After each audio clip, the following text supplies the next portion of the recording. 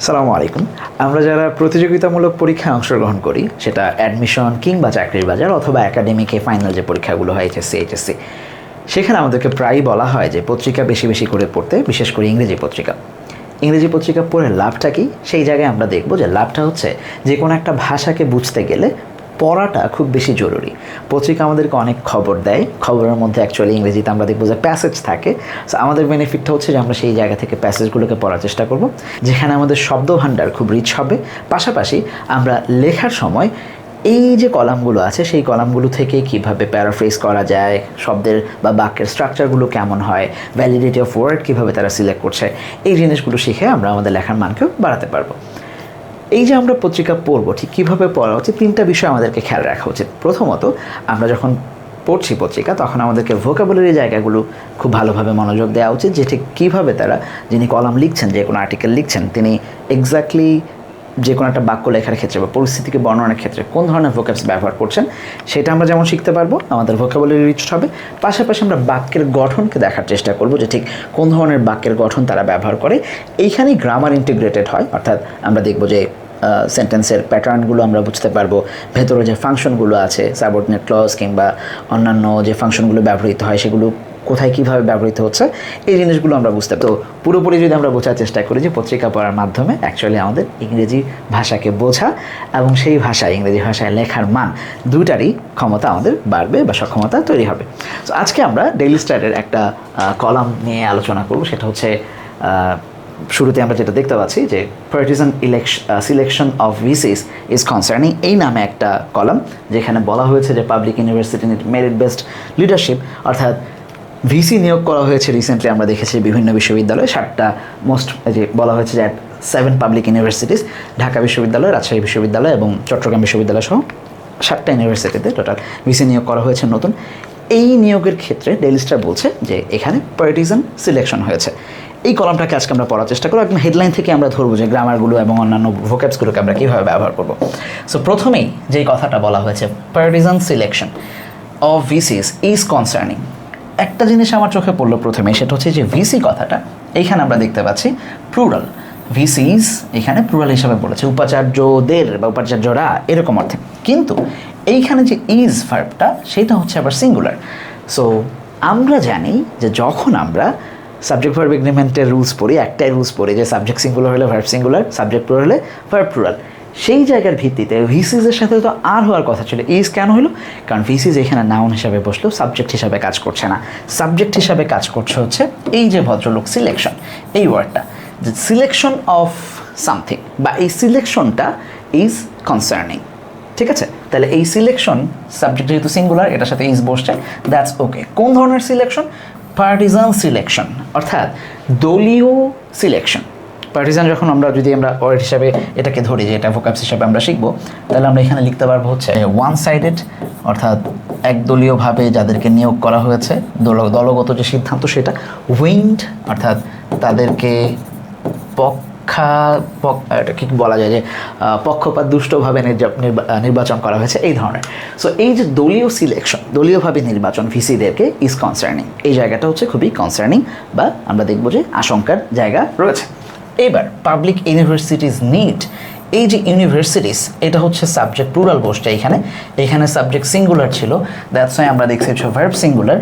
এই জায়গাটা আমরা দেখতে পাচ্ছি যে সাবজেক্ট প্লুরাল, দ্যাটস ওয়াই এখানে নিড ভার্বটাও প্লুরাল হিসাবেই আছে। সো সাবজেক্ট ভার্ব এগ্রিমেন্টের একটা নিয়ম আমরা দেখলাম যে এখানে applied.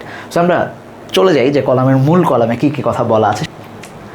The government's latest decision to appoint vice-chancellors to 7 major public universities, including Dhaka, Chittagong, Rajshahi, has once again brought into focus the continued trend of political consideration in academic appointments. বিশাল বড় বাক্য, 3টা বাক্য দিয়ে একটা, বা 3 লাইনের একটা বাক্য। সো এত বড় বড় বাক্যগুলা যখন আমরা লিখবো বিশ্ববিদ্যালয়ে, যখন আমরা পরীক্ষা দিতে যাই, সেখানে আমাদের প্যারাগ্রাফ থাকে, ঢাকা বিশ্ববিদ্যালয় সহ অন্যান্য জায়গায়। চাকরির বাজারের বিভিন্ন পরীক্ষায় আমরা দেখবো যে আমাদেরকে ফ্রি হ্যান্ড রাইটিং লিখতে দেওয়া হয়, সেখানে প্যারাগ্রাফ থাকে, বা ছোটো একটা সামারি লিখতে হয়, কোনো ব্যাপারে রিপোর্ট লিখতে হয়। তখন আমরা দেখবো যে ছোট ছোট 5টা বাক্য না লিখে বড় বড় মানে কমপ্লেক্স সেন্টেন্স কম্পাউন্ড সেন্টেন্স তৈরি করে একটা ভাষাকে প্রকাশ করার জন্য বা অনেকগুলো ফ্রেজ ক্লজ ব্যবহার করে অল্প ভাষায় অনেক কথা বলার যে দক্ষতাগুলো তৈরি হয় সেগুলো কিন্তু আমরা এখান থেকে দেখতে পারি। তাহলে আমরা দেখি যে এই বাক্যটার মানে ফরমেশন কীভাবে হয়েছে, আমরা অর্থসহ পড়ার চেষ্টা করব। দ্য গভর্নমেন্টস লেটেস্ট ডিসিশন, সরকারের একদম মানে লেটেস্ট যে ডিসিশন নিয়েছে সরকার, নতুন যে সিদ্ধান্ত নিয়েছে, to appoint vice chancellor appoint করা, উপাচার্য নিয়োগ দেওয়া টু 7 মেজর পাবলিক ইউনিভার্সিটিজ, 7টা মেজর পাবলিক সরকারি বিশ্ববিদ্যালয়গুলোতে ইনক্লুডিং ঢাকা, চিটাগাং, রাজশাহী বিশ্ববিদ্যালয়গুলোর মধ্যে এগুলোকে উল্লেখ করা হয়েছে। Has once again brought into focus, নতুন করে নজর কেড়েছে the continued trend of political consideration, এই যে চলমান পলিটিক্যাল যে ট্রেন্ড, যেই ধারাটা চলে আসছে, যে পলিটিক্যাল কনসিডারেশন নেওয়া হয়, রাজনীতিকে মূল্যায়ন করা হয় ইন একাডেমিক অ্যাপয়েন্টমেন্টস, একাডেমির অ্যাপয়েন্টমেন্টের ক্ষেত্রে, নিয়োগের ক্ষেত্রে। এবার আমরা একটু ভেতরে ঢুকি বাক্যের। এই বাক্যে আমরা দেখতে পাচ্ছি এই হ্যাজ ওয়ান্স এগেইন, এইটা হচ্ছে সাবজেক্ট, ভার্ব, হ্যাজটা হচ্ছে ভার্ব। 3টা লাইনের বাক্য, আমরা দেখবো যে বাক্যটা সিম্পল, কমপ্লেক্স না কম্পাউন্ড সেটাকে বোঝার চেষ্টা করবো। যে বড় বাক্য হলে কম্পাউন্ড বা কমপ্লেক্স হয় বোধ হয়, এরকম একটা ধারণা আমাদের শিক্ষার্থীদের অনেকের মধ্যে থাকে। বাট আমরা একটু দেখবো যে একটা ভার্ব পাইছি আমি হ্যাজ, ফাইনাইট ভার্ব, অনেকগুলো নন ফাইনাইট ভার্ব থাকতে পারে বাক্যে। আসে এবার অন্যান্যগুলায়, এটার সাবজেক্ট কোনটা? Has once again brought into, এটুকু পুরোটা যদি আমি ভার্ব হিসাবে নিই, has once again brought into, has brought into, এটুকু সাবজেক্ট ভার্ব হিসাবে থাকলো। তাহলে এবার আমি দেখবো দ্য গভর্নমেন্টস লেটেস্ট ডিসিশন, গভর্নমেন্টের নতুন যে ডিসিশন, একদম নতুন নেয়া যে ডিসিশন, এই ডিসিশন ওয়ার্ডটা হচ্ছে এখানে সাবজেক্ট। আমি যদি গভর্নমেন্টস থেকে লেটেস্ট পর্যন্ত টান দিই তাহলে পুরোটা এখানে সাবজেক্ট হিসেবে বসতে পারে। The government's latest decision has once again brought into something dash dash, বাক্য ফুল স্টপ যদি এখানেই দিয়ে দিতাম, এই উপরের অংশটা যদি আমি বাদ দিয়ে দিতাম তাহলেও আমার বাক্য ঠিকঠাক হয়ে যেত। আমি যদি এটুকু বাদ দিয়ে দিতাম, ঠিক আছে, আমি এটুকু মুছে দিলাম, আমরা যদি পড়ি the government latest decision has once again brought into focus, full stop, বাক্য হয়ে গেছে। তাহলে যেই অংশটাকে আমরা বাদ দিয়ে দিচ্ছি সেটা কী হিসাবে বসছে আমরা দেখব।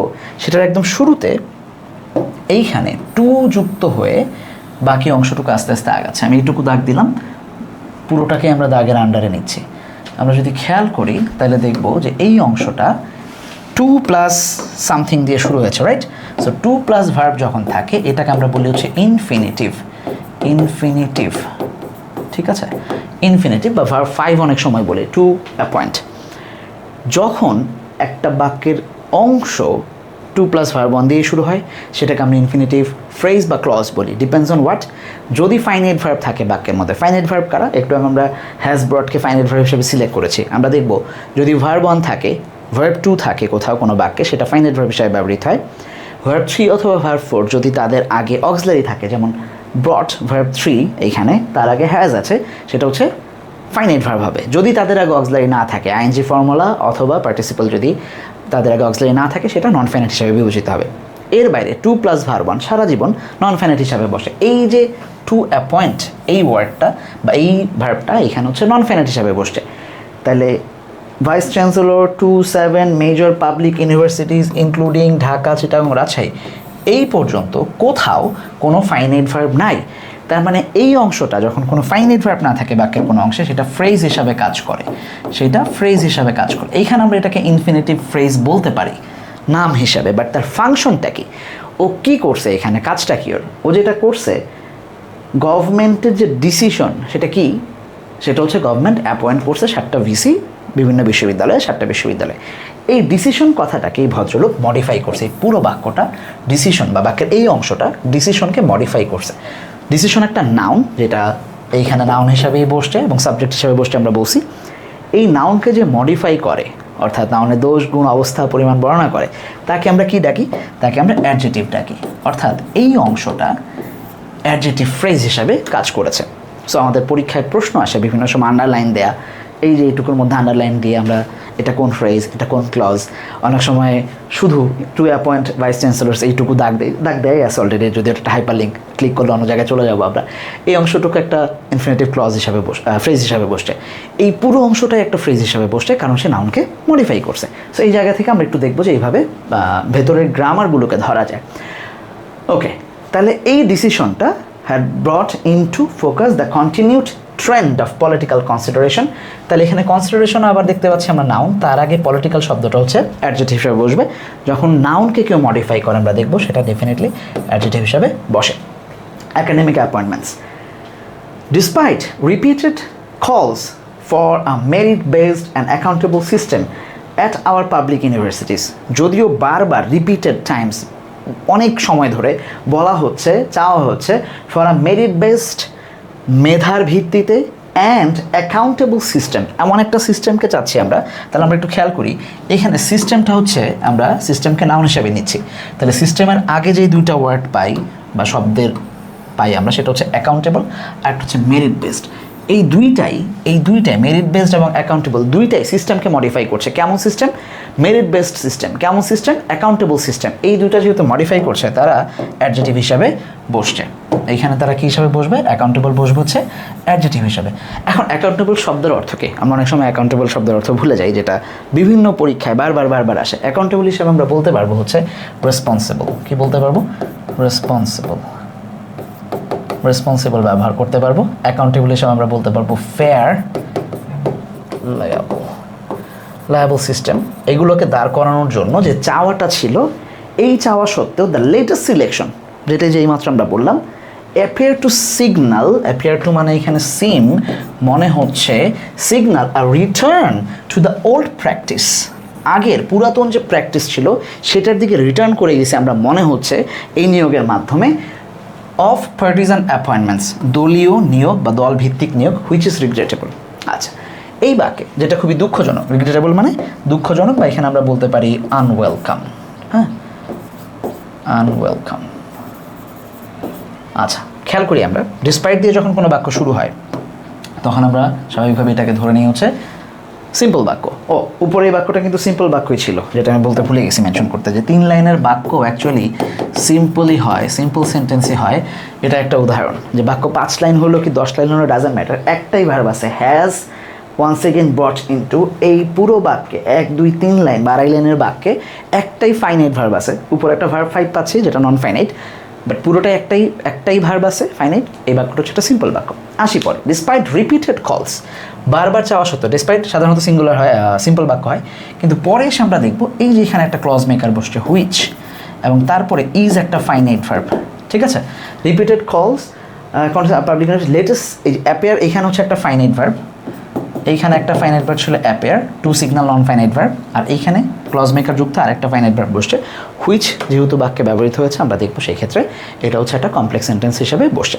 আমরা চাইলে যারা অ্যাডমিশনের প্রস্তুতি নিচ্ছি বা চাকরি বাজারের প্রস্তুতি নিচ্ছি, চেঞ্জিং সেন্টেন্স থেকে অনেক সময় বাক্য আসে, এগুলোকে আমরা চাইলে ছোট ছোট করে চেঞ্জিং সেন্টেন্সের উদাহরণ হিসাবে নিতে পারি।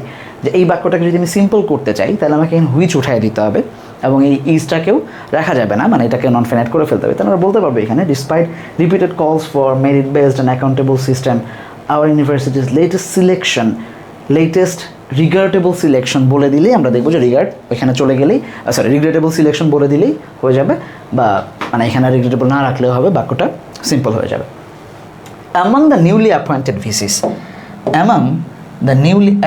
ভিসিস, অ্যাপয়েন্টেড ভিসিদের মধ্যে, তাহলে অ্যাপয়েন্টেড তার ঠিক আগে যেটা আছে সেটা হচ্ছে অ্যাপয়েন্টেড যদি অ্যাডজেক্টিভ হয়, এইটা অ্যাডভার্ব হিসাবে কাজ করছে। কেমন? নিউলি অ্যাপয়েন্টেড, নতুন করে যাদের নিয়োগ করা হয়েছে।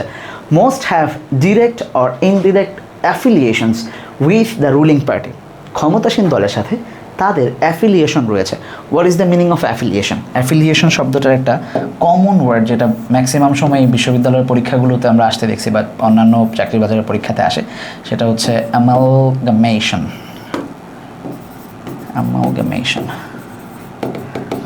ঠিক আছে, এই ওয়ার্ডটা আমরা খুব কমন পাই, যে তাদের অ্যাফিলিয়েশন রয়েছে, নিটিং বা তাদের কানেকশন রয়েছে, অ্যাফিলিয়েশন রয়েছে, সহযোগ রয়েছে বা সংযোগ রয়েছে, নিটিং অর্থে ব্যবহৃত হতে পারে, অ্যামালগামেশন রয়েছে। কিভাবে? Either holding party positions, either যেখানে আমরা পাচ্ছি খুব স্বাভাবিকভাবে আমরা দেখব যে তারপরে এখানে একটা অর অবধারিতভাবে চলে আসার সম্ভাবনা থাকে। এই যে এখানে আইদার ছিল আর এইখানে আমরা দেখতে পাচ্ছি অর। ঠিক আছে, কিভাবে তারা কিভাবে অ্যাফিলিয়েশন রাখতেছে? আইদার হোল্ডিং পার্টি পজিশন, হয় তারা পার্টিতে পজিশন রাখছে, রুলিং পার্টিতেই তাদের কোনো পদ আছে, অথবা being active in aligned teacher organization, শিক্ষকদের যে অর্গানাইজেশন, টিচার্স প্লুরাল ফর্মে ব্যবহৃত হয়েছে টিচার্স। আমরা জানি যখন আমরা পজিটিভ কেস ব্যবহার করি শব্দের শেষে যদি এস থাকে, উচ্চারণ থাকে, সেই ক্ষেত্রে অ্যাপোস্ট্রফির পরে আরেকটা এস দিতে হয় না। টিচার্সেস বলার কোনো দরকার নাই, টিচার্স বললেই হয়ে যাচ্ছে, যেহেতু প্লুরাল। তাদের অর্গানাইজেশন, শিক্ষকদের অর্গানাইজেশন, কেমন ধরনের অর্গানাইজেশন? Aligned organisation. তাহলে এই অ্যালাইন শব্দটা টিচার অর্গানাইজেশনকে মডিফাই করতেছে। সেই ক্ষেত্রে অ্যালাইন শব্দের অর্থ আমরা দেখব যে সাপোর্টেড বা কোনো অর্থে ব্যবহৃত হতে পারে, যে তারা টিচারদের যে সংস্থা বা সংঘ রয়েছে রুলিং পার্টির, সেইখানে তারা অ্যাক্টিভ। উই স, এইখানে স হচ্ছে অবজার্ভ হিসাবে ব্যবহৃত হচ্ছে, আমরা দেখেছি, তার মানে হচ্ছে আমরা পর্যবেক্ষণ করেছি বা উইটনেসড, আমরা সাক্ষী আছি। সিমিলার ট্রেন্ড, ওই একই ধরনের ট্রেন্ড বা এই ধরনেরই অবস্থাটা ডিউরিং ফার্স্ট রিজিম, আগের রিজিমগুলোতে। তার মানে একদম স্বাধীনতার পর থেকেই কিন্তু বাংলাদেশের রিজিম যখন শুরু হচ্ছে, আমরা যদি দেখি যে 90s পরে, 2000-এর পরে, আগের সরকারের আমলে ইন্টারিমের কথা সম্ভবত বলা হবে একটু পরে। সো আমরা দেখবো যে মিলেঝিলে প্রত্যেকটা সময় একই ধরনের রয়ে গিয়েছে। When leadership positions at universities were often awarded on the basis of political loyalty. কে কতটা পলিটিক্যালি লয়াল, তাহলে এখানে লয়্যালটি হচ্ছে নাউন, তাকে মডিফাই করেছে কে? পলিটিক্যাল। অর্থাৎ পলিটিক্যাল লয়্যালটি যার আছে, যে পলিটিক্যালি লয়াল, আমরা চাইলে এখানে লয়াল অ্যাডজেক্টিভ ব্যবহার করতে পারি, তাহলে সেটা অ্যাডভার্ব হয়ে যাবে পলিটিক্যালি যখন ব্যবহৃত হবে। তাহলে বেসিস অফ পলিটিক্যাল লয়্যালটি অথবা যে পলিটিক্যালি লয়াল তাকে নিয়োগ দেওয়া হয়েছে বিভিন্ন পর্যায়ে।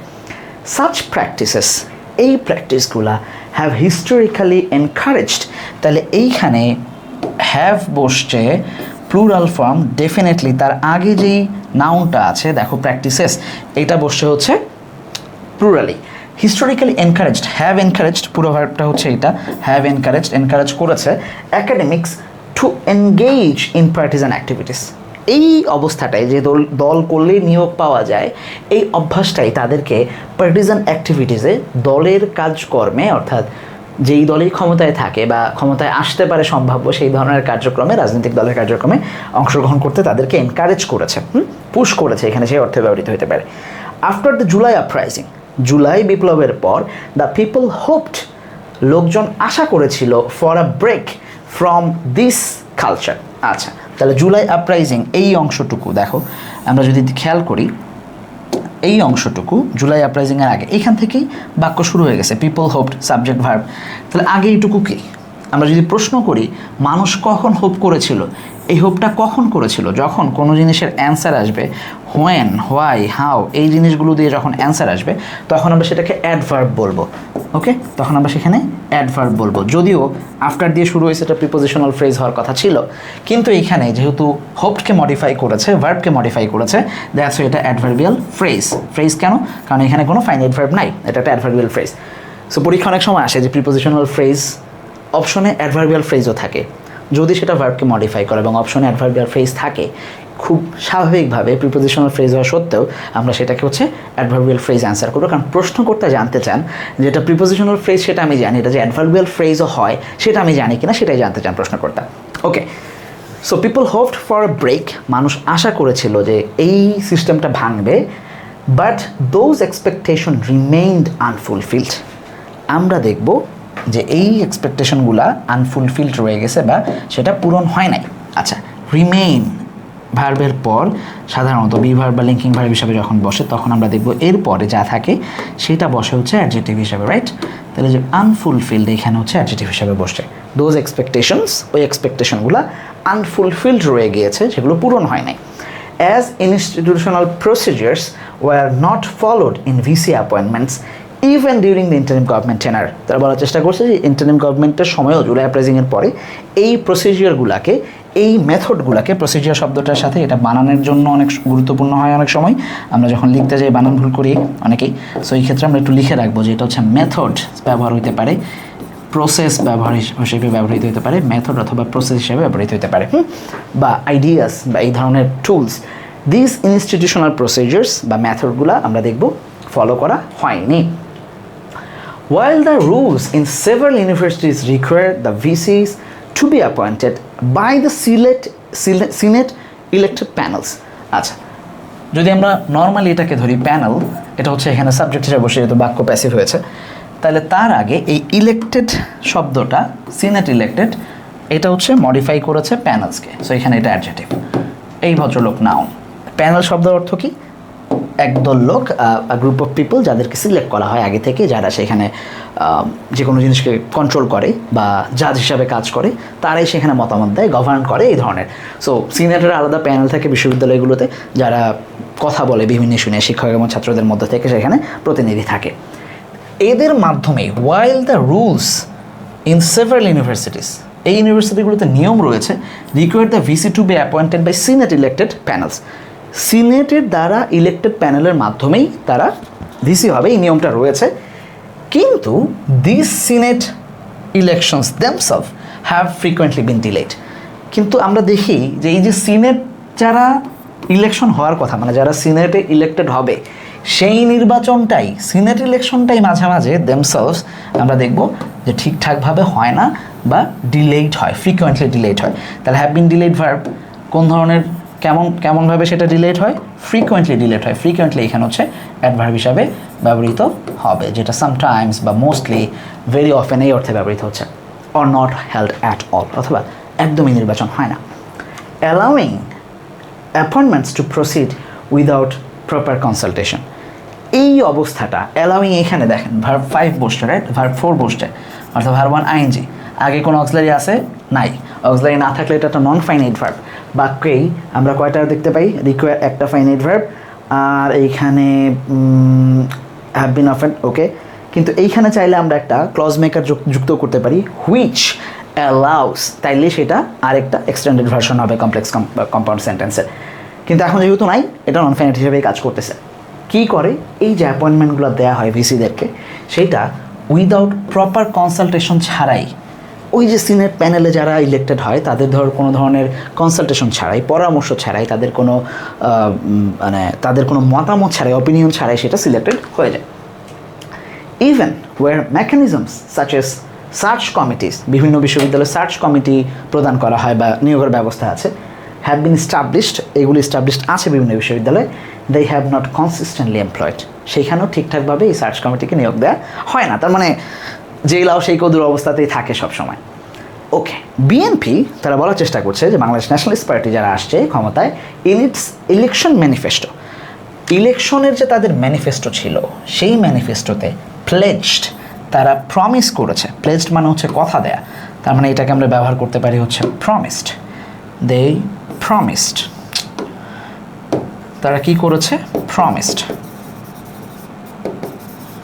দে প্রমিসড, covenanted, এই ওয়ার্ডগুলো পরীক্ষায় আসে। টু বিল্ড, তারা প্রমিস করেছে, প্লেস করেছে। এরপর আমরা দেখবো সাধারণত প্রমিসডের সাথে, প্লেজডের সাথে রাইট ফ্রম ভার্বসের নিয়ম অনুযায়ী অলওয়েজ 2 + ভার্ব 1 বসে। আর নন ডিসক্রিমিনেটরি, কোনো বৈষম্য ছাড়া, মেরিট বেসড, মেধার ভিত্তিতে অ্যাকাউন্টেবল স্টেট গড়ার, অ্যাকাউন্টেবল অর্থ আমরা আগে পড়ছি, যেখানে রেসপন্সিবল অথবা মানে ফেয়ার অথবা এই অর্থে ব্যবহৃত হয়, সেই ধরনের রাষ্ট্র গড়ার প্রমিস তারা করেছে, প্লেজ তারা করেছে তাদের ইলেকশন ম্যানিফেস্টোতে, অর্থাৎ নির্বাচনী ইশতেহারে। অ্যান্ড টু স্টাবলিশ, তারা এটাও বলেছিল যে তারা স্টাবলিশ করবে merit based, transparent, efficient, people oriented administration in all state institutions, রাষ্ট্রের সমস্ত ইনস্টিটিউশনগুলোতে। তাহলে স্টেট সাধারণত নাউন হিসাবে বসে, কিন্তু যখন এই ভদ্রলোক ইনস্টিটিউশন নাউনটার আগে বসছে তখন কিন্তু আর সে নাউন নাই, সে নিজে এখন অ্যাডজেটিভ হয়ে গেছে, এগুলোকে নাউন অ্যাডজেটিভ বলি আমরা। তাহলে এফিশিয়েন্ট, দক্ষ লোক দ্বারা, ট্রান্সপারেন্ট সিস্টেমের মাধ্যমে, অর্থাৎ লুসিড থাকবে সব কিছু, পরিষ্কার থাকবে, ফেয়ার থাকবে, অ্যান্ড মেরিট বেসড, মেধার ভিত্তিতে নিয়োগ দেওয়া হবে সব ধরনের অ্যাডমিনিস্ট্রেশনে। কিন্তু the latest VC appointments do not appear to reflect this commitments, এই কমিটমেন্টসগুলো কারা? এই যে এতক্ষণ যেগুলো বললো যে এই যে কমিটমেন্ট দিছে, এই যে কমিটমেন্ট দিছে, এই কমিটমেন্টগুলো আমরা দেখতে পাচ্ছি যে এই যে ভিসি অ্যাপয়েন্ট করা হয়েছে, appear to reflect, do not appear, do not seem, do not prove two reflect, এইটা রিফ্লেক্ট করে না। অ্যাপিয়ার এখানে সিম হিসাবে বসতে পারে, ডেমনস্ট্রেট হিসাবে বসতে পারে, মানে আর কি হিসাবে বসতে পারে, বা প্রুভ হিসাবে বসতে পারে। সো এটা এখানে সেটা রিফ্লেক্ট করে না, এই কথাই বলছে তারা।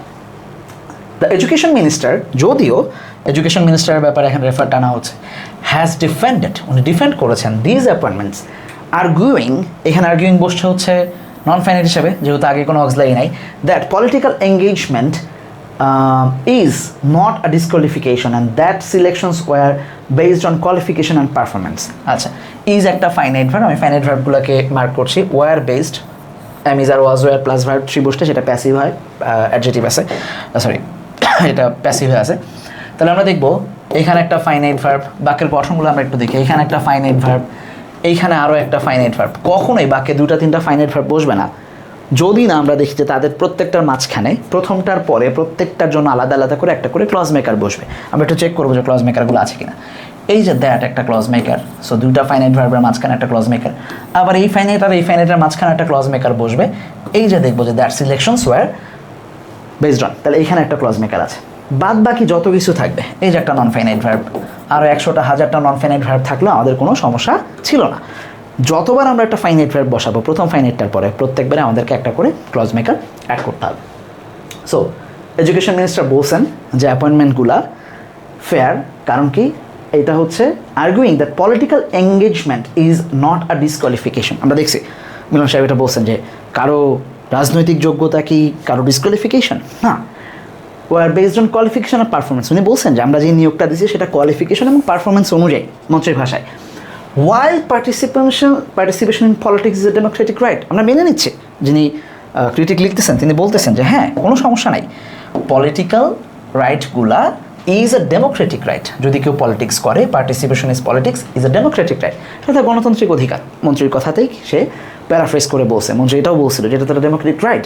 এইটা একটা আর্ট লেখার, যখন আমরা কারো কথাকে আমরা প্যারাফ্রেজ করে তার ভাষায় না লিখে আমাদের ভাষায় লিখবো, বাট মনে হবে যে আমি আর্গুই করতেছি যে কোনো কথায়, এটা আমরা শেখাবো পরে। It cannot be allowed to overshadow the need for neutrality and integrity in academic leadership. কিন্তু it cannot be allowed, কখনোই এটা অ্যালাউ করা যাবে না। cannot be allowed ভার্ব, একটা ভার্ব থ্রি আছে, ফাইনাইট ভার্ব আছে, যে এই ওভারশ্যাডো করা, যে need for neutrality and integrity, মানুষের নিউট্রালিটি অর্থাৎ নন পার্শিয়ালিটি এবং ইন্টিগ্রিটির জায়গায় আমরা বলতে পারবো অনেস্টি। এই ওয়ার্ডগুলোকে আমরা একটু ভালো করে লিখে রাখবো, দাগায় রাখবো। নিউট্রালিটি মানে নন পার্শিয়ালিটি, নন পার্শিয়ালিটি অথবা ইন্টিগ্রিটি, তাদের যে অনেস্টি, তাদের যে ফেয়ারনেস, এই জিনিসগুলোকে ওভারশেডো করা যাবে না একাডেমিক লিডারশিপের ক্ষেত্রে।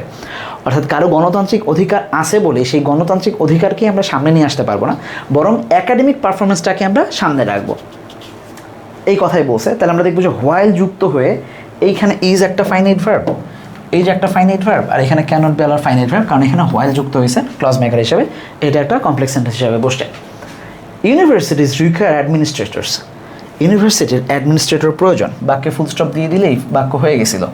তাহলে পরের যে অংশটা, এই যে এখান থেকে who can rise above partisan lines, হাবি জাবি যা আছে পুরোটা, ওইখান থেকে ধরে এই এক্সেলেন্স পর্যন্ত পুরোটাকেই আমরা দেখব ফাও কথা বলা হয়েছে, রাইট? তাহলে আমরা দেখব যে এই ভদ্রলোক কী হিসাবে বসছে। আমরা যদি ভালো করে খেয়াল করি, ইউনিভার্সিটির অ্যাডমিনিস্ট্রেটর দরকার কারা, বা অ্যাডমিনিস্ট্রেটররা কেমন হবে, এই কথাটার অ্যান্সার দিছে কোন administrator? Who can rise above partisan lines, যারা দলের মতামতের ঊর্ধ্বে উঠতে পারবে। Uphold the principle of fairness, এই যে একটু আগে ইন্টিগ্রিটি নিউট্রালিটির কথা বলা হয়েছে, সেই কথায় fairness, transparency and academic excellence যার থাকবে সে। এটা কার ব্যাপারে বলা হয়েছে? এই অ্যাডমিনিস্ট্রেটরদের ব্যাপারেই বলা হয়েছে। এই অ্যাডমিনিস্ট্রেটর হচ্ছে একটা নাউন। এই ভদ্রলোককে যেহেতু বলা হয়েছে, তার মানে কোনো নাউনকে যে মডিফাই করে সে অ্যাডজেটিভ হয়। কোন ধরনের অ্যাডজেটিভ? অ্যাডজেটিভ শুধু অ্যাডজেটিভ হতে পারে, ফ্রেজ হতে পারে, ক্লজ হতে পারে। এই হু এখানে ক্লজ মেকার, আর can rise, can plus verb one হচ্ছে ফাইনাইট ভার্ব। তাহলে যখন একটা ক্লজ মেকার এবং ফাইনাইট ভার্ব থাকে সেটা হচ্ছে ক্লজ হয়, আর যেই ক্লজ কোনো নাউন বা প্রোনাউনকে মডিফাই করে সেটা অ্যাডজেটিভ ক্লজ হয়। সো যেই অংশটা আমরা মার্ক করলাম সেটা হচ্ছে একটা adjective clause. Otherwise they risk becoming extension of political interest. তা না হলে আমরা দেখবো যে এই যে ভিসি যারা বা অ্যাডমিনিস্ট্রেটর যারা নিয়োগ হচ্ছে, দে রিস্ক, তাদের রিস্কটা থাকবে becoming extension of political interest rather than the centre of independent thoughts and learning. খুবই সুন্দর একটা ফ্রেজ ব্যবহার করছে যে তারা পলিটিক্যাল ইন্টারেস্টের অংশ হয়ে যাবে, এক্সটেনশন হবে নাকি rather than centres of independent thoughts and learnings. এইটা অ্যাকচুয়ালি আমরা নর্মাল ভাষায় যদি চিন্তা করি, তারা বিশ্ববিদ্যালয়ের যে পরিবেশ সেটার যোগ্য থাকবে না সিম্পল ভাষায়। এখন উনি ভাবছেন যে বিশ্ববিদ্যালয় মানে কি? বিশ্ববিদ্যালয় হচ্ছে ইন্ডিপেন্ডেন্ট থট এবং লার্নিংয়ের জায়গা, যেখানে স্লোগান দিলে ভালো স্টুডেন্ট আর না দিলে ভালো স্টুডেন্ট না, এটা হবে না। এই জন্য এটাকে বিশ্ববিদ্যালয়ের পরিবেশ কথাটাকে সুন্দর করে একটা ফ্রেজ ইউজ করছেন, সেটা হচ্ছে centre of independent and thought and learning. ঠিক আছে? So we urge the government to break away from the old practice of partisan appointments at public university. আমরা আর্জ করব, উই রিকোয়েস্ট, আমরা দেখব রিকোয়েস্টের পরে আর্জের পরে রাইট ফর্ম ভার্বসের নিয়ম অনুযায়ী 2 + ভার্ব 1 বসে, সেটা এখানে রাইটার ঠিকঠাক ব্যবহার করেছেন বা আমাদের ব্যবহার করা উচিত, সেটা উনি বোঝাতে চেয়েছেন। To break away from old practice, আগের যে প্র্যাকটিসটা ছিল, প্র্যাকটিস নাউন ওল্ড এটাকে মডিফাই করছে, very very basic grammar.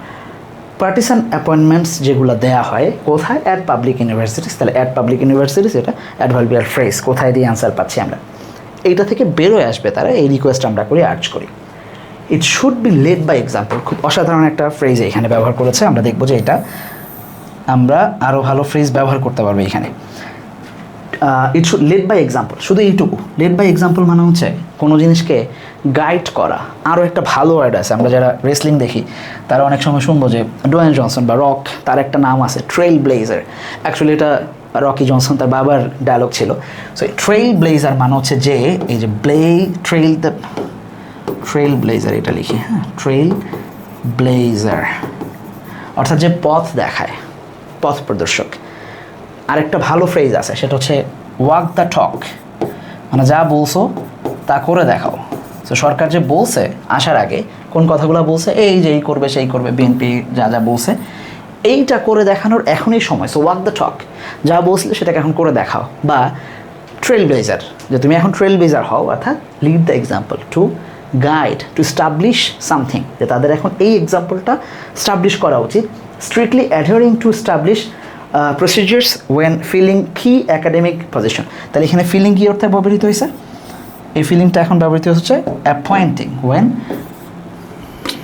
Appointing, যেহেতু আমরা শুরু থেকে অ্যাপয়েন্টমেন্ট ওয়ার্ডটা ব্যবহার করছি, আমরা এখানে অ্যাপয়েন্টিং বোঝাইলাম, বুঝতে পারবো। এই যে অ্যাপয়েন্টিং ফিলিং, অর্থাৎ উনি প্যারাফ্রেজ করছেন, নতুন নতুন ওয়ার্ড বোঝাইছেন, বারবার অ্যাপয়েন্টিং এটা ব্যবহার করতে চান নাই, smart English. So strictly adhering to অর্থাৎ ইনক্লুড করা, ফলো করতে থাকা, লেগে থাকা, ইনক্লুড করা, যে যে সিস্টেমটাকে আমরা বিট করব, অ্যাকাডেমিক কি পজিশনে যখন কাউকে বসাবে সেই জিনিসটা ফলো করা। ইট মাস্ট লার্ন, এই গভর্নমেন্টকে লার্ন করতে হবে ফ্রম পাস্ট মিস্টেকস, আগের যে মিস্টেকগুলো ছিল সেই মিস্টেক থেকে, and ensure academic freedom at all cost, by every means, যে কোনোভাবে, অল কস্ট মানে হচ্ছে এটা আমরা ব্যবহার করি প্রায়, যে এভরি মিনস, যে কোনোভাবেই হোক এই অ্যাকাডেমিক ফ্রিডমটাকে নিশ্চিত করতে হবে বা এই স্বাধীনতাকে নিশ্চিত করতে হবে। Otherwise it will be difficult.